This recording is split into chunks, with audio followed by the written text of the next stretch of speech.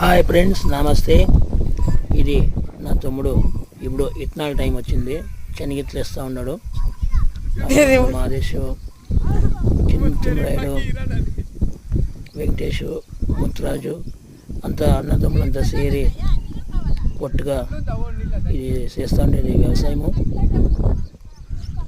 శనగిత్తలు ఇత్తనాలు వేస్తున్నారు. అది బాగా ఆ దేవుని ఆశీర్వాదంలో బాగా పంట కావాలనేసి మేము అందరూ కోరుకుంటూ ఉన్నాం అప్ప.